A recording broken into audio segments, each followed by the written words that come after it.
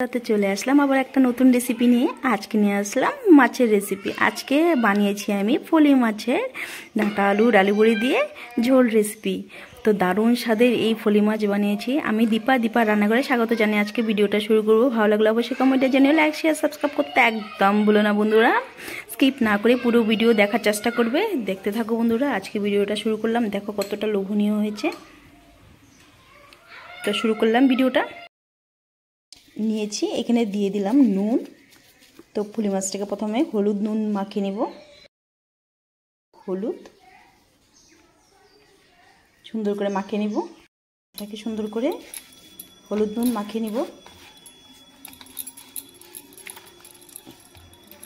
তো আজকে যেখান থেকে দেখছো, দেশ বিদেশ থেকে আমার ভিডিওটা দেখছো, অবশ্যই আমার চ্যানেলটিকে সাবস্ক্রাইব করে দিও। পাশে থাকা বেল আইকন প্রেস করে দিও, যাতে আমার ভিডিও আপলোড করার সঙ্গে সঙ্গে তোমরা নোটিফিকেশন পেয়ে যাও। তো মাছটাকে আমি সুন্দর করে হলুদ নুন মাখিয়ে নিয়েছি বন্ধুরা। আর এদিকে আমি কড়াইতে দিয়েছি তেল। তেলটাও গরম হয়ে গেছে। একে একে মাছ দিয়ে আমি মাছটাকে ভেজে নেব।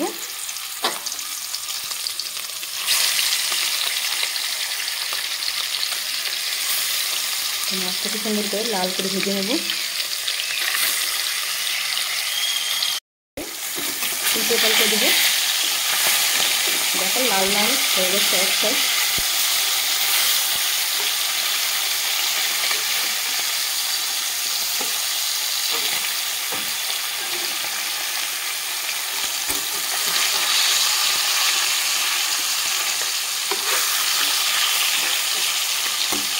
মাছটাকে আমি একটু হালকা করেই ভাজবো, একদম কড়া করবো না। আমি একটা মশলা তৈরি করে নেব। দিয়ে দিব এখানে হলুদ গুঁড়ো আর 1 চামচ ধনের গুঁড়ো আর 1 চামচ জিরে গুঁড়ো। এই মশলাটাকে আমি একটু জল দিয়ে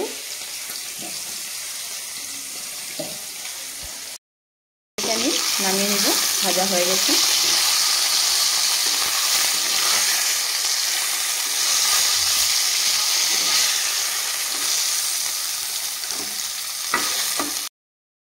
হাফ চা চামচ কালারের জন্য লঙ্কার গুঁড়ো, কাশ্মীরি রেড চিলি পাউডার।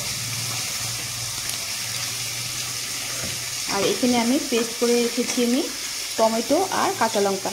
একসাথে আমি মশলাটাকে মিক্স করে রাখবো। একটা মশলা আমি তৈরি করে নিয়েছি। তেল দিয়েছি। এখানে দিয়ে দিব ডালের বড়ি। প্রথমে ডালের বড়িটা আমি ভেজে তুলে নিব।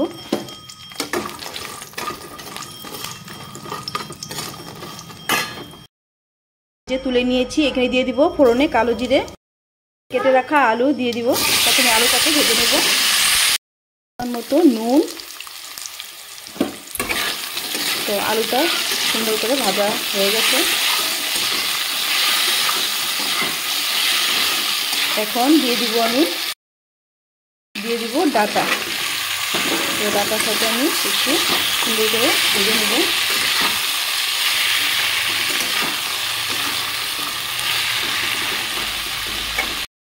হয়ে গেছে। এখন দিয়ে দিব আমি মশলা।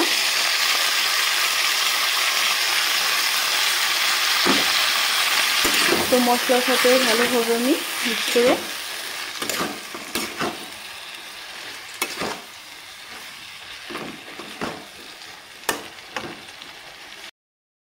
সবজির সাথে কষিয়ে নিব।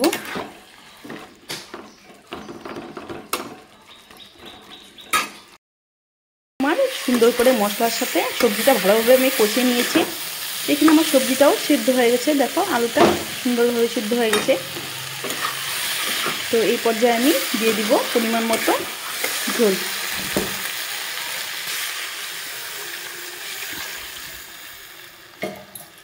তো ঝোলটাকে আমি সুন্দর করে ফুটিয়ে নেব।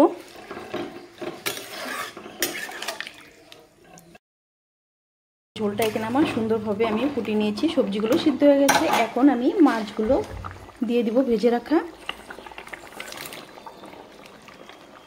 তো মাছগুলো আমি সুন্দর করে ঝোলের সাথে মিক্স করে দিব, যাতে সবগুলো মাছ ঝোলটা ঢুকে যায়। তো সুন্দরভাবে আমি একদম ঝোলের সাথে মিক্স করে দিলাম মাছগুলো। যাতে সবগুলো মাছেই লবণটা ঢুকে বা ঝোলটা সাথে সুন্দরভাবে ফুটিয়ে নিব। এখন 5 মিনিটের মতো। সাথে দিয়ে দিব ডালের বড়ি।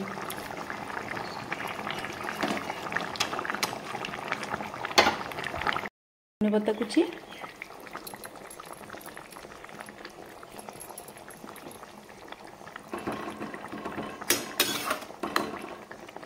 তো হয়ে গেছে আমার ফলি মাছের ঝোলটা।